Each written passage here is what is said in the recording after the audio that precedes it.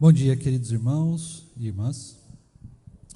Vamos dar início então à nossa aula de escola bíblica aqui do templo. Quero lembrar os irmãos que nós estamos baseando as nossas aulas aqui no Catecismo Maior e Breve, bem como na Confissão de Fé de Westminster, né? Nós estamos revisitando algumas perguntas, alguns temas importantes destes documentos que regem a nossa teologia e a nossa doutrina. Mas é claro que aqui o objetivo é sempre estudar a palavra de Deus, nunca e jamais outros materiais, né? Eles apenas servem como base, apenas servem para que nós possamos lembrar de alguns detalhes da nossa teologia, da nossa doutrina, detalhes esses que ao longo do tempo vão se esvaecendo, né? Vão se perdendo, e nós precisamos então constantemente lembrar daquilo que nós cremos, dar prosseguimento e razão da nossa fé. E é justamente por isso que nós estamos revisitando alguns temas importantes. Hoje, especificamente, nós vamos dar uma olhadinha na 10ª pergunta do Catecismo Maior, que é: quais são as propriedades pessoais de cada uma das pessoas da Trindade? Eu sei que parece um tema bastante difícil, né? Mas nada mais é do que aquilo que nós já viemos falando nas últimas aulas a respeito da doutrina da Trindade, não é?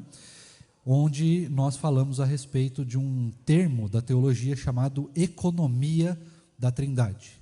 Este tema é o que nós vamos ver hoje, as propriedades pessoais de cada uma das pessoas da Trindade. Por isso, eu quero te convidar primeiramente para orarmos juntos, e depois então nós vamos ler um texto, que na verdade são vários textos nessa manhã, que eu quero ler com os irmãos, mas vamos orar primeiro, depois nós passamos para a leitura, e aí então para a aula de fato nessa manhã. Senhor Deus, nós estamos aqui reunidos nessa manhã para estudar a Tua Palavra, não apenas para ouvir a Tua voz nessa manhã, Deus, mas queremos aprender do Senhor. E ao aprendermos do Senhor, nós clamamos a Deus que o Senhor nos ajude também a praticar a Tua Palavra, colocar ela em prática em todas as áreas da nossa vida e em todos os momentos dos nossos dias. Obrigado a Deus porque o Senhor tem nos permitido estudar a Tua Palavra de maneira muito profunda, de maneira muito rebuscada. Nós temos podido, Deus, com toda liberdade, nos instruirmos e sermos instruídos na Tua Palavra. Obrigado a Deus porque isso de fato é um grande privilégio que nós temos. Poucos irmãos ao redor do mundo, ó Deus, têm o mesmo privilégio que nós temos aqui.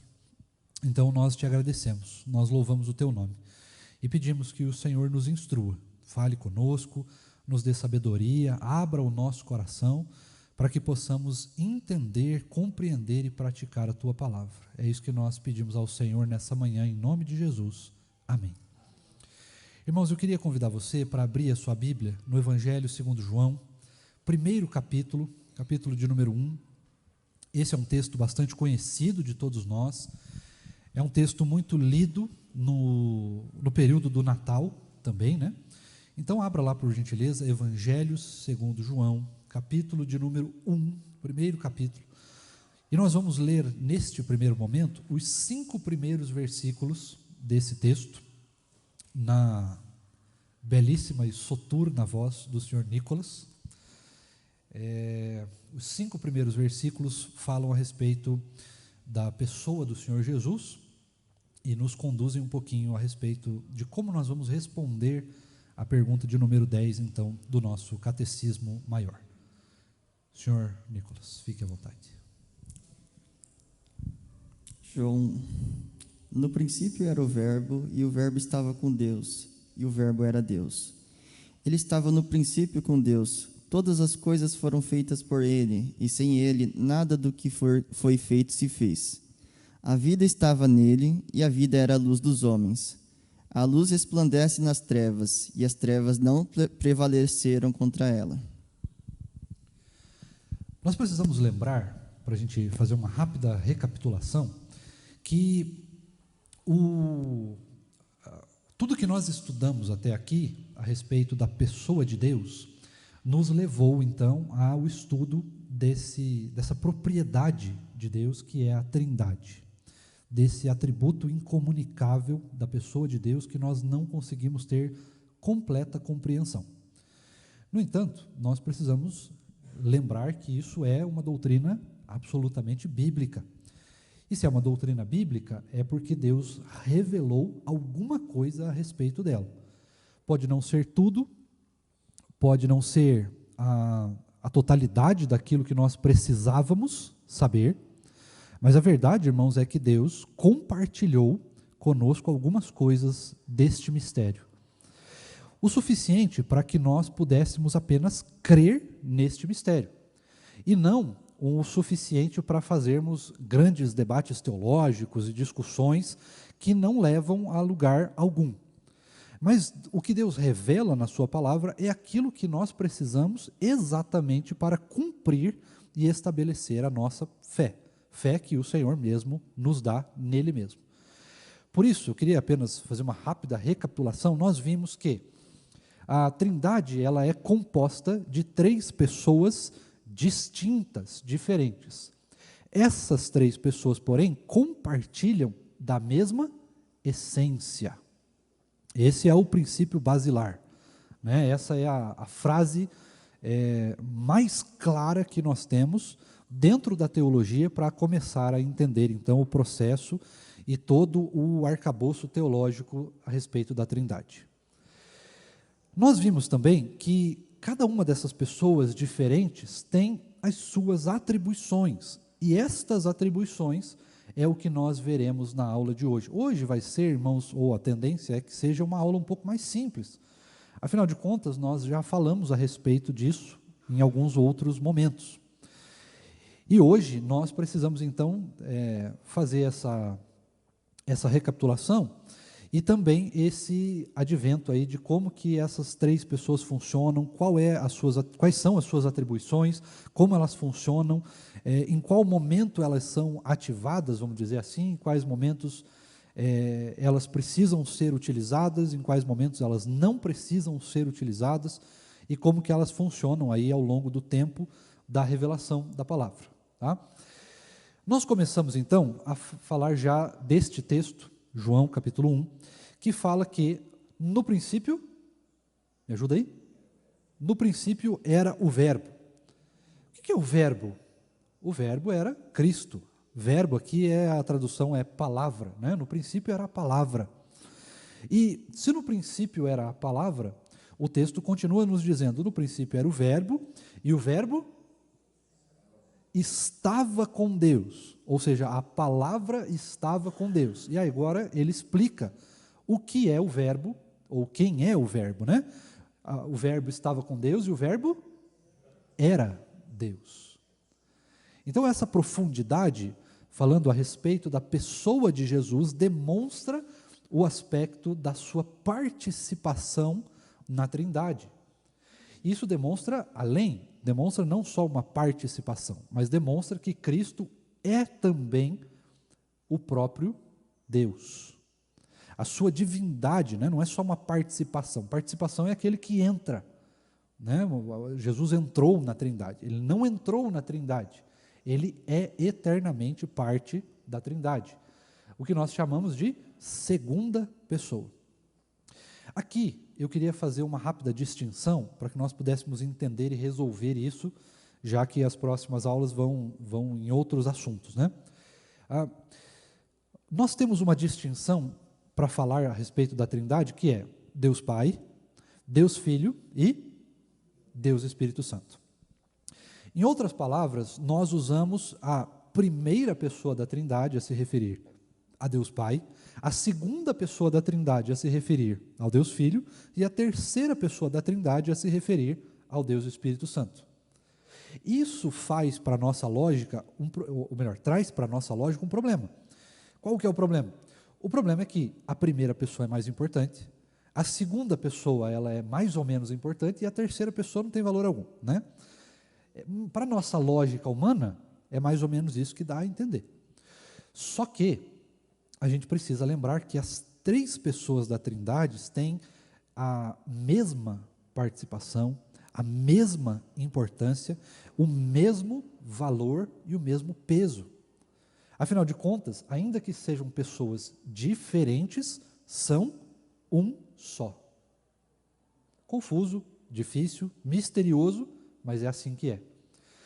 Isso posto, irmãos, nós precisamos sempre ter isso em mente, para que em momento nenhum das nossas vidas, nós coloquemos, ou nas nossas orações, ou nas nossas práticas, ou na forma como nós pregamos o Evangelho, uma pessoalidade maior para alguma das partes da Trindade, como alguns fazem, dando, por exemplo, maior ênfase ao Filho, ou em algumas religiões, dando maior ênfase ao Pai, ou em outras, aí mais questão de doutrina mesmo, dando mais importância ao Espírito Santo por causa do tempo que nós estamos vivendo. Nós vivemos na dispensação da graça, onde quem está atuando a maior parte do tempo, nesse momento que nós estamos vivendo da história, é o Espírito Santo de Deus.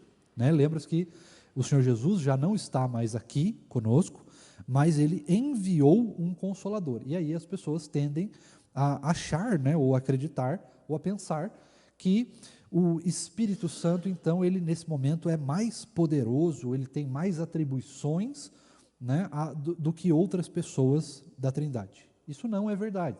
Os três têm a mesma atuação, o mesmo grau, né, o mesmo peso de atuação. O que diferencia é os atos que cada um tem ao longo da sua trajetória, né, ou melhor, da sua trajetória, não, da nossa trajetória diante da revelação de Deus. Ou seja, no Antigo Testamento, quem mais estava agindo diante da revelação era o próprio Deus. Depois, então, ele envia o seu Filho, e depois o Filho envia o Espírito. Mas, ainda que cada uma dessas pessoas tenha tido um tempo de atuação, ainda assim, irmãos, o que mudou de fato é simplesmente a forma de agir, mas o peso, o grau de atuação é sempre o mesmo. Mas pastor Jesus, ele só agiu por 33 anos, né? Ele só esteve aqui por 33 anos, é verdade, é verdade. Se nós olharmos por essa lógica, seria bem claro isso, né? Esses 33 anos que Jesus esteve na terra. Porém, quando nós lemos esse texto de João 1, nós percebemos que Jesus estava antes mesmo da fundação do mundo. No princípio, o Verbo estava com Deus.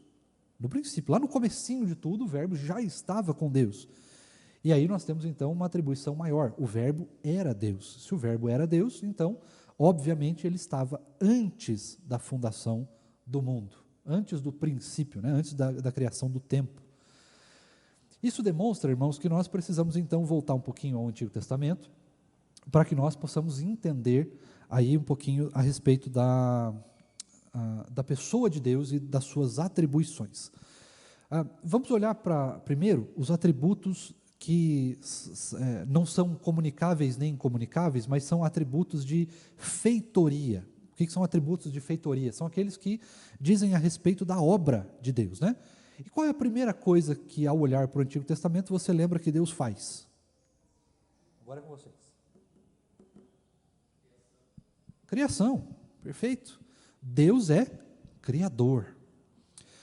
Quando nós falamos da primeira pessoa da Trindade, que é Deus, né, ele tem um outro atributo que nós colocamos. A segunda pessoa é o Filho, a primeira pessoa é o Pai, perfeitamente. Se a primeira pessoa é o Pai, ele tem não só um atributo de criação, mas ele tem um atributo de sustentação da sua criação. Ele não só criou todas as coisas, mas ele sustenta todas as coisas na palma das suas mãos. Ele não só sustenta todas as coisas, mas ele participa de todas as coisas. O tempo todo, Deus está participando da sua criação. Não é uma criação estática. Não foi um Deus que simplesmente criou todas as coisas e depois, no sétimo dia, descansou e está descansando até hoje. Muito pelo contrário, Deus está trabalhando até hoje. Ele não para de trabalhar porque ele é ativo da sua criação. Nós não somos, ou melhor, Deus não é mero espectador da criação, mas ele participa intensamente e intencionalmente, e além de intencionalmente, ele participa pessoalmente, ou seja, cada um de nós pode expressar uma forma diferente de Deus agir com você mesmo. Ainda que Deus seja o mesmo, Ele é um Deus pessoal. Ele é um Deus que está o tempo todo envolvido com a sua criação e Ele age particularmente para cada um de nós.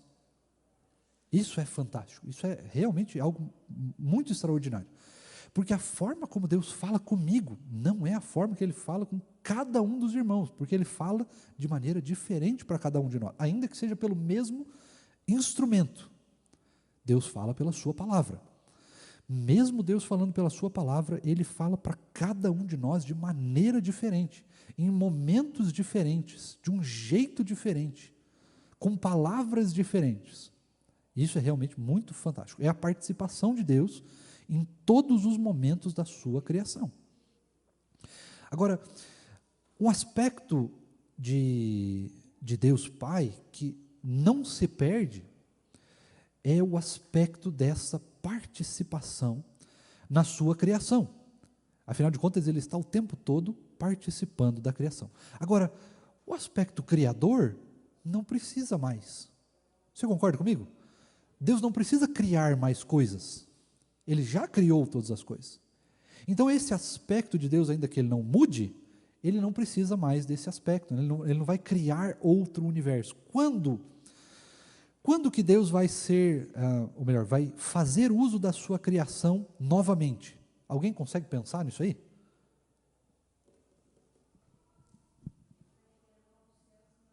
Perfeito, perfeito. Quando Ele for fazer o estabelecimento do novo céu e da nova terra. Aí, então, Ele vai reativar o aspecto criacional dele.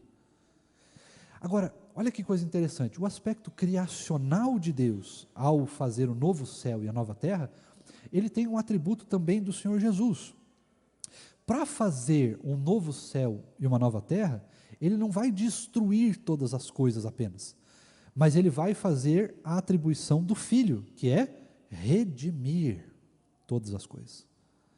Aspecto criador, junto com o aspecto redentor da pessoa. Perceba como que Deus trabalha na sua trindade de maneira igualitária, ainda que as atribuições sejam diferentes. O Pai, Ele não pode ser redentor. Redentor é o Filho. Mas, ao mesmo tempo, essas particularidades, elas trabalham juntas, equivalentes. Porque, afinal de contas, ainda que sejam atribuições diferentes, são parte da mesma pessoa. Agora, deixa eu convidar você para a gente olhar um pouquinho nesse texto que nós lemos e observarmos algumas coisas bem interessantes da pessoa de Jesus, da segunda pessoa da Trindade, para que nós possamos olhar melhor ali, né? Presbítero Paulo, se você puder pegar o microfone e a sua Bíblia, eu vou agradecer. E vou pedir para o senhor ler mais uma vez os 5 primeiros versículos ali de João, um pouquinho pausadamente. Então, leia o primeiro versículo, eu comento e a gente vai lendo alguns versículos desse capítulo.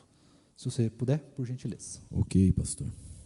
João 1, do 1 a 5, né? Só o primeiro. Isso. No princípio era o Verbo, e o Verbo estava com Deus, e o Verbo era Deus.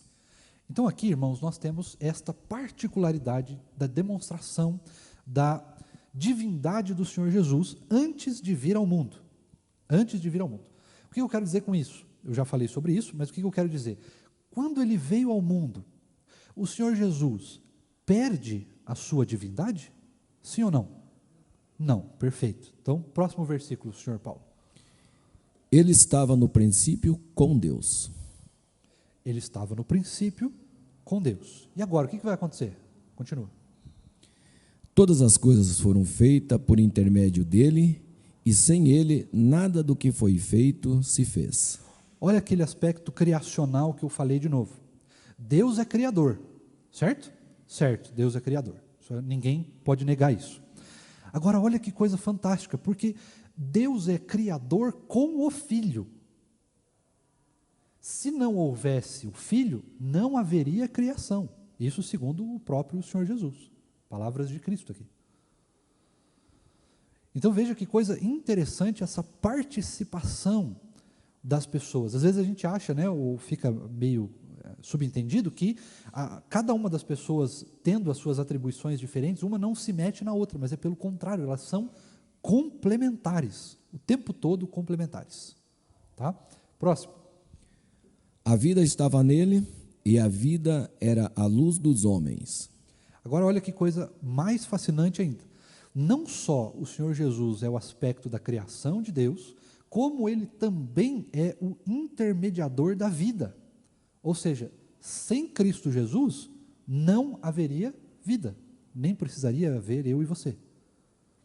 Só que isso tem um aspecto ainda mais profundo, porque aqui nós estamos falando daquilo que o Filho viria a fazer, que é nos salvar.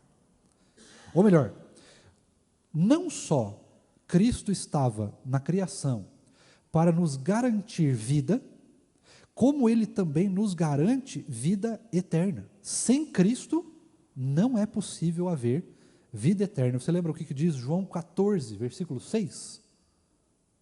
Eu sou o caminho, a verdade e a vida. Ninguém vem ao Pai a não ser por mim. Do que Jesus está falando aqui? De vida eterna. Ele participou da criação da vida, bem como ele participa da redenção da vida, bem como ele participa do procedimento de Deus de nos dar vida eterna. Olha que coisa fantástica. Presbítero, leia para nós agora o versículo de número 10.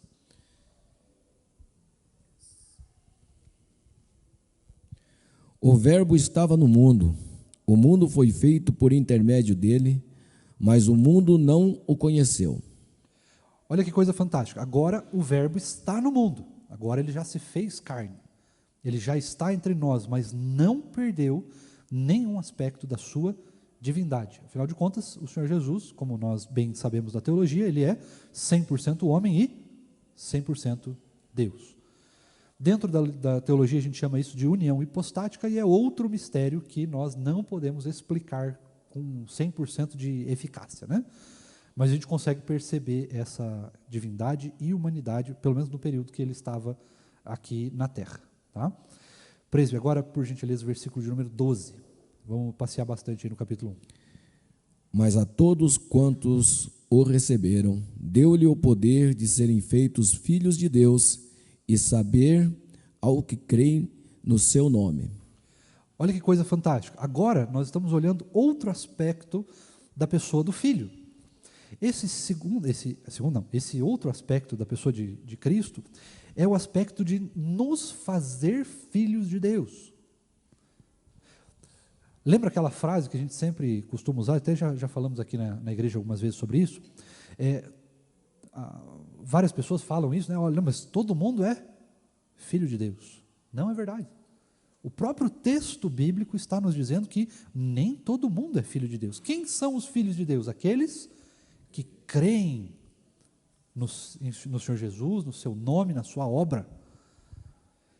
É preciso ter intimidade com o Pai e com o Filho, para que então nós sejamos feitos filhos de Deus. Nós somos adotados como filhos, né? Somos feitos filhos de Deus. Nós não nascemos filhos de Deus, nós nascemos criaturas. E então, por meio da fé e da ação salvadora e redentora do Filho, nós então podemos nos tornar, ou podemos nós não nos tornamos, né? Ele pode nos tornar então filhos de Deus. Versículo de número 13. Os quais não nasceram do sangue, nem da vontade da carne, nem da vontade do homem, mas de Deus. Nasceram de Deus. Então, nós não estamos aqui simplesmente por mero acaso, ou por mera obra, né, de carne, de sangue, porque a gente nasceu. Nós estamos aqui por causa de uma obra feita antes da fundação do mundo. Isso é realmente muito fascinante. Como que esses aspectos vão se desdobrando aos nossos olhos, né? Verso 14. E o Verbo se fez carne e habitou entre nós, cheio de graça e de verdade, e vimos a sua glória, glória como unigênito do Pai. Olha que coisa fantástica. Agora, nós temos um outro aspecto do Filho, que é o aspecto de vir até nós. Deus se fez carne. Perceba como isso é algo extraordinário. Nós estamos falando sobre a Trindade, e esse aspecto de se fazer carne também faz parte dos atributos incomunicáveis de Deus, né? Como que um Deus, que é Espírito, se faz carne? Como que pode passar por esse processo, né? E o quanto esse processo é desgastante para Deus. O quanto esse processo, ele humilha Deus. Porque um Deus que é Espírito, com seus atributos incomunicáveis, onipresença, onisciência e onipotência, se faz como um de nós. Se limita a uma vida humana, a um corpo de carne. Isso é, assim, de uma profundidade que não tem tamanho, né? E é justamente esses aspectos que tornam a nossa fé algo tão substancial. Não é apenas um livro de palavras que fala assim, creia em Deus que vai te salvar. Não é, isso aí é o abre-alas, né? O negócio mais simples do mundo. Mas os aspectos da nossa fé vão muito além, porque nós estamos falando de um Deus extremamente profundo. Extremamente profundo. É por isso, irmãos, que a gente pede sempre, nós clamamos sempre aos irmãos que a nossa fé não seja uma fé superficial. Porque o nosso Deus não é superficial, o Deus da nossa fé não é superficial. E esse é outro aspecto da Trindade. Deus é profundo. E para que nós possamos conhecê-lo, nós precisamos de profundidade. E ao mesmo tempo que nós precisamos de profundidade, nós precisamos de simplicidade. Da mesma forma que Deus é profundo, que não revela, né, como ele funciona, de qual substância ele é feito, como que funciona, um monte de coisa da sua pessoa, ainda assim nós podemos entender a simplicidade da sua pessoa. Mesmo que a gente não consiga entender, né, e desenhar na tabela periódica qual é a substância da qual Deus é feito, do que o Espírito é feito, a gente não sabe. Mas ao mesmo tempo nós conseguimos simplificar. Eu não vou poder saber do que o Espírito é feito, mas eu posso me relacionar com Deus. Então Deus traz a profundidade, ao mesmo tempo que Ele traz profundidade. Paulo, versículo de número 15, por favor. João testemunha a respeito dele e exclama: Este é de quem eu disse, que vem depois de mim, tem contudo a primazia, portanto já existia antes de mim. Olha que coisa fantástica. Aqui, na tradução do grego, ele é mais enfático ainda, porque ele fala antes da fundação do mundo. Antes mesmo da fundação do mundo. Porque, afinal de contas, Cristo é Deus. O Filho é Deus, o Espírito é Deus, o Pai é Deus. E todos eles têm o aspecto da eternidade. Nós vamos entrar nesse aspecto, né, da eternidade quando nós formos salvos, ou quando o Senhor Jesus voltar, ou quando nós passarmos pela morte e ressurreição.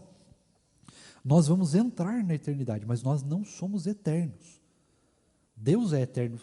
Como que funciona o aspecto de você ser eterno? De você não ser criado, mas você sempre existir. Você consegue compreender isso? Eu não consigo. Não tem como, né? A gente compreender algo tão profundo assim. Nós somos criados, então é absolutamente impossível a criatura entender algo que não pode ser criado, algo que sempre existiu e não pode ser explicado, ainda mais, né? Então é algo muito profundo. Preso, vamos dar um salto agora e vamos lá para o versículo 29 e 30. Pastor, eu só gostaria de ler nessa tradução que está sendo projetada lá. Pode voltar para mim lá em João 1, o verso 15? Uhum. Eu achei interessante, porque ele diz que João dá testemunho a respeito dele, né? A minha tradução aqui é um pouco diferente, e exclama: Este é aquele de quem eu dizia, ele vem depois de mim, mas é mais importante do que eu, pois já existia antes de mim. Não, realmente é algo fantástico, né? E é bacana que o próprio profeta, né? João foi o último dos profetas neotestamentários, depois nós não temos mais profetas. Isso não quer dizer que nós não temos profecia, nós só não temos mais profetas, né? O dom profético, ele muda. O dom profético agora é a pregação do evangelho. Então, todo mundo que prega o evangelho, se você sair aí na rua para fazer evangelismo, você está sendo um profeta de Deus. Tá? A diferença é o cargo, né? Antigamente era um cargo, hoje você não precisa mais do cargo. Mas João, ele dá esse testemunho de que o Senhor Jesus é muito maior do que ele, muito mais profundo do que ele, né? Versos 29 e 30. No dia seguinte, vendo que Jesus vinha em sua direção, João disse: Eis o Cordeiro de Deus que tira o pecado do mundo. Este é aquele a respeito de quem eu falava, quando disse: Depois de mim vem um homem que é mais importante do que eu, porque já existia antes de mim. Outro aspecto, agora nós estamos falando a respeito da salvação. Eis o Cordeiro de Deus que tira o pecado do mundo. Esse é um outro aspecto da Trindade. Eu estou pegando, irmãos, os aspectos, claro, mais importantes. Eu poderia ficar aqui horas e horas, né, lendo a palavra e te dando vários aspectos da pessoa do Pai, da pessoa do Filho, da pessoa do Espírito, quais são as suas atribuições. Estou pegando aqui as partes mais importantes, né? E o que nos concerne ser mais importante é justamente a particularidade da salvação. Porque a particularidade da salvação, ela é um atributo da Trindade e da pessoa do Filho, né, que nos permite participar da Trindade. Ou seja, participar de intimidade com Deus. É claro que a gente não vai entrar na Trindade, mas como nós vimos, nós somos feitos filhos de Deus. Isso significa uma intimidade, significa uma participação junto da pessoa de Deus, né? Isso precisa ser muito, muito claro para nós, muito importante para nós, para que a gente não dê maior ênfase para um ou para outro, mas também para que a gente entenda o quão sério é aquilo que nós vivemos aqui, aquilo que nós estamos fazendo aqui. A fé que nós vivemos é uma fé seríssima, porque nós estamos falando a respeito de nos tornarmos, né, de sermos feitos filhos de Deus, de participarmos de toda essa profundidade. Isso não é algo tão pequeno assim, né? Não é nada pequeno. Presbítero Paulo, versos 32 a 34. E aí nós encerramos aqui. E João testemunhou, dizendo: Vi o Espírito descer do céu como pomba e pousar sobre ele. Eu não conhecia aquele, porém, que me enviou a batizar com água, me disse: Aquele sobre quem você vir descer e pousar o Espírito, esse é o que batiza com o Espírito Santo. Pois eu mesmo vi e dou testemunho de que ele é o Filho de Deus. No dia seguinte, João estava outra vez na companhia dos seus discípulos. Olha só que coisa fantástica, porque agora, então, nós temos uma terceira pessoa introduzida aqui nas próprias participações do Filho. Agora nós temos o Espírito. Veja que um dá testemunho do outro. O Pai dá testemunho do Filho, você lembra lá em Gênesis 3,15, que é o que a gente chama de proto-evangelho, quando Deus então promete que da descendência da mulher viria alguém que pisaria na cabeça da serpente, que destruiria a serpente, né, o diabo, e o diabo só conseguiria lhe ferir o calcanhar, né? O poder do diabo só vai até um ferimento no calcanhar de Jesus, né? Demonstrando, inclusive, que a superioridade da Trindade, né? Da divindade, além dos anjos e arcanjos e qualquer coisa assim. Então, veja, o Pai, em primeiro lugar, dá testemunho do Filho. Onde o Filho virá. Eu fiz a minha parte, as minhas atribuições estão aí, eu continuo intervindo na história, eu continuo intervindo de acordo com os meus atributos, mas agora, então, vocês esperem o Filho. O Filho virá, a segunda pessoa da Trindade virá, um novo atributo da pessoa de Deus virá. Aí, então, nós temos os atributos do Filho. E o próprio Filho, quando vem, ele já dá testemunho de que alguém virá depois dele. Este alguém é o que nós chamamos de Espírito Santo. É claro, irmãos, que eu preciso lembrar você que Deus Pai, Deus Filho e Deus Espírito Santo, os três são Espírito. Nenhum deles tem forma corpórea. Então, por que nós vemos no Antigo Testamento a forma corpórea de Cristo Jesus? Aliás, um adendo, né? um parênteses. Sempre que você ler no Antigo Testamento e perceber que Deus está falando, né, aparece uma figura de Deus, e essa figura de Deus é traduzida como anjo de Deus, e esse anjo de Deus estiver escrito com a letra minúscula, este anjo é um anjo de fato. Anjo, a pessoa, uma criatura chamada anjo, tá? Geralmente vem com nome e tudo mais, né? Mas anjo sempre com a letra minúscula. Algumas vezes vai aparecer o anjo de Deus com a letra maiúscula. Qual que é a diferença? Este anjo com a letra maiúscula é a própria pessoa de Deus, em forma manifesta, né, em forma corpórea. Como que Deus faz isso? Aí existem inúmeras tentativas de explicar essa manifestação de Deus. Mas o termo que se usa dentro da teologia é teofania, ou seja, a forma de Deus se manifestar naturalmente, de uma forma que os homens possam compreender. Tá? Aí Deus pode criar corpo para ele, Deus pode se manifestar em corpo apenas em imagem, Deus pode fazer o que ele quiser. Mas a diferença aqui do Deus aparecendo no Antigo Testamento em forma visível e dele aparecendo como filho, ela é algo muito profundo, muito gritante. Porque no Antigo Testamento é algo temporário. Ele apareceu e depois desaparece. No Novo Testamento, na pessoa do filho, ele aparece do próprio nascimento humano.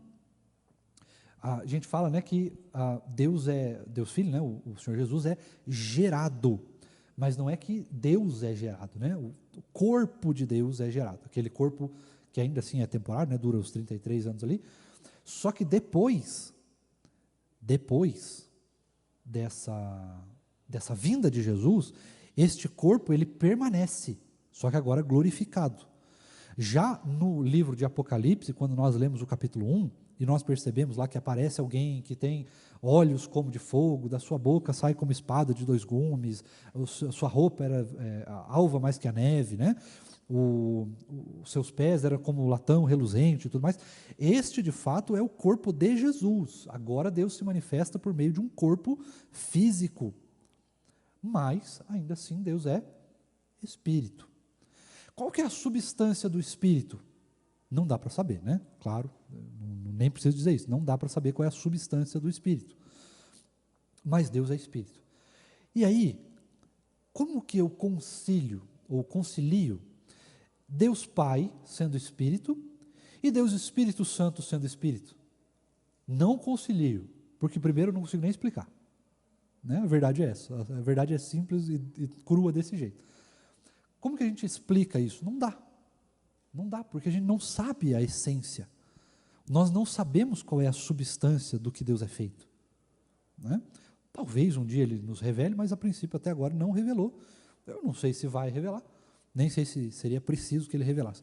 Mas é preciso que a gente saiba dessa distinção. Né? Deus é Espírito, e o Espírito também é Espírito. E Jesus, então, Ele se fez, né, o Filho se fez como corpo. Talvez por uma questão de adequação a nós, para que nós pudéssemos ter ainda mais intimidade com Deus, Ele então se manifesta por meio de um corpo. Tá? Agora, nós precisamos olhar para um aspecto do Espírito. Nós vimos um pouquinho do Pai, já vimos outras aulas, por isso que eu não me aprofundei muito no Pai, me aprofundei mais no Filho. E aí nós temos os aspectos do Espírito, que nós também já trabalhamos bastante, né? Por isso que eu também não me detive muito aqui nos aspectos do Espírito. Mas o Espírito Santo ele tem algumas atribuições, algumas nós já vimos bastante, né? Ele é consolador e confortador. Segundo, ele é aquele que convence do pecado, da justiça e do juízo. Nós também já vimos isso. O Espírito, ele também é aquele que comunica o Filho. Como assim comunica o Filho? O Espírito Santo ele tem uma atribuição muito particular, que é a atribuição de falar a respeito do Filho. Ou seja, em palavras bem simples, Nenhuma pessoa neste mundo pode se converter se não for a ação do Espírito em convencer a respeito da fé. E esse é outro aspecto do Espírito, é outra atribuição do Espírito. É justamente o Espírito Santo que derrama sobre nós fé. Você lembra lá o que diz o livro de Romanos? A fé vem pelo ouvir, e ouvir o quê? A palavra de Deus. Mas a palavra de Deus, que é o Filho, a palavra de Deus é o Verbo, né? Só pode ser manifesta a nós hoje, e sempre foi assim, por meio do Espírito.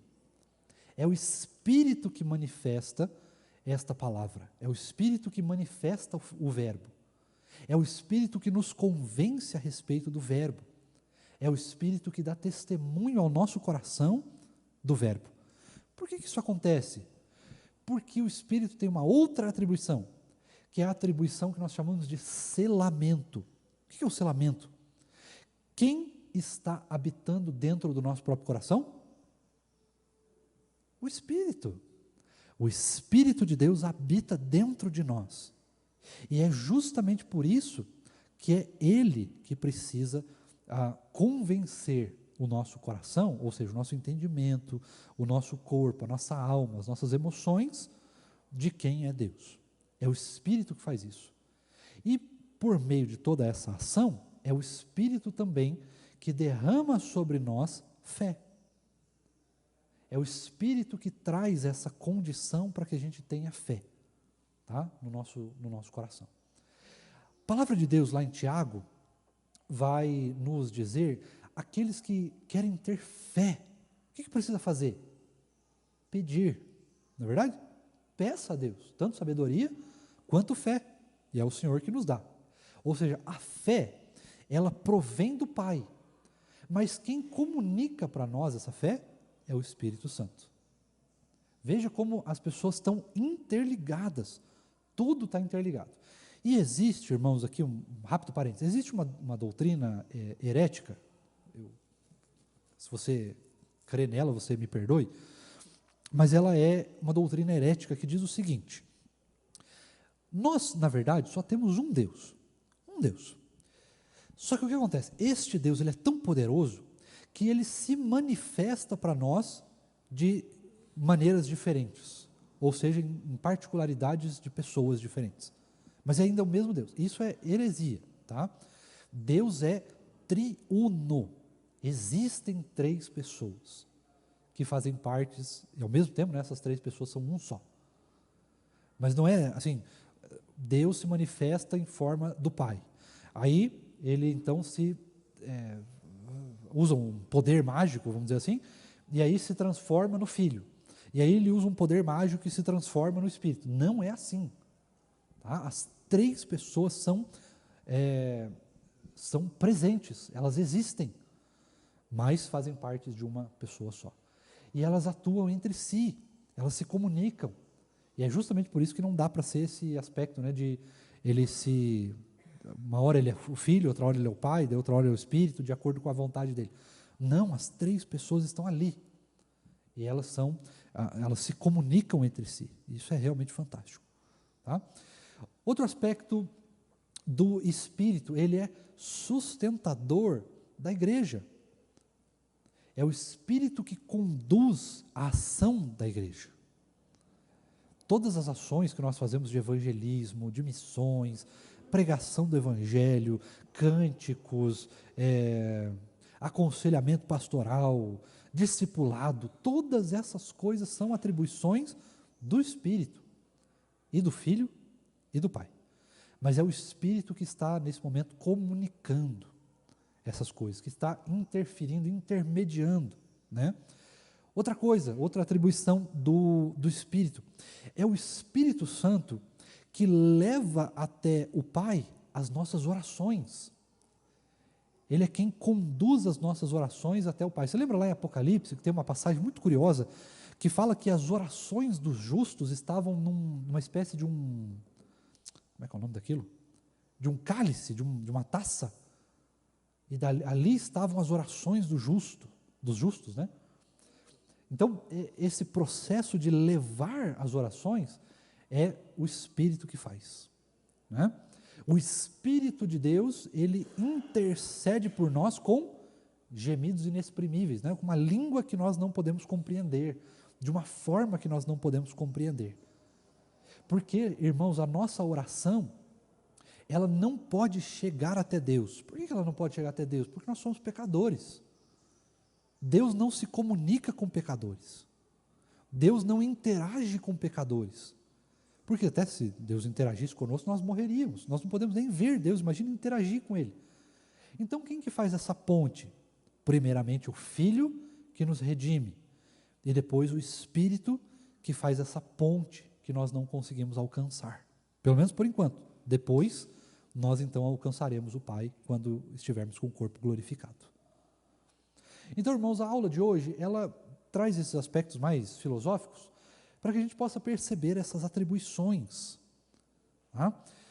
E aí, para finalizar, eu queria chamar a sua atenção para um aspecto que vem de nós, agora um aspecto prático. Tá? Tudo aqui foi filosófico, um negócio muito distante de nós, agora vamos para o aspecto prático. Vamos falar um pouquinho de oração. Quando nós estamos orando, nós oramos, irmãos, para as 3 pessoas da Trindade. Nós pedimos ao Pai as coisas, pedimos ao Filho que interceda por nós, ou seja, todas as nossas orações, elas são feitas em nome de Jesus, e pedimos ao Espírito Santo que conduza as nossas orações a Deus. Não é assim que funciona? Mas certamente você já viu pessoas que oram de maneira, por exemplo, assim, Espírito Santo de Deus, nós clamamos ao Senhor que se faça presente no nosso meio. Já viu isso daí? Às vezes, por causa desse aspecto triunitário de Deus, nós podemos cair em alguns probleminhas. Eu não vou nem chamar de erro, porque não é um erro, mas é um probleminha de interpretação de para quem nós estamos orando. E a oração, ela precisa passar por esse aspecto triuno também. Nós pedimos a Deus. Quem concede todas as coisas a nós é o Senhor Deus. Quem intercede por nós é o Filho e o Espírito. Então, eles sempre vão ter nas orações aspectos de intercessores. Nós não vamos orar pedindo a eles. Nós vamos orar a eles como intercessores, mas nós vamos pedir ao Pai. Exceto em uma ocasião. Uma ocasião. Qual é esta ocasião? Quando nós vamos conduzir a oração de um pecador a Deus. A primeira oração de um pecador, aquela oração de conversão, que a gente fala de aceitar Jesus, né? Esta oração é feita diretamente ao Senhor Jesus. Esta fala nós fazemos diretamente ao Senhor Jesus. Por quê? Porque é o Filho que recebe os pecadores. É o Filho que tem a atribuição da redenção, da aplicação da salvação. É o Filho. Então, nesta oração de entrega, quando nós pregamos o Evangelho para alguém e falamos, perguntamos, né, você entende o Evangelho? Você aceita? Você recebe o Senhor Jesus como Senhor e Salvador da sua vida? Sim, eu recebo, eu aceito, eu creio nisso. Então vamos orar ao Senhor Jesus. Esta primeira oração é feita diretamente ao Filho. Porque é o Filho que recebe, é o Filho que pagou o preço para receber os pecadores.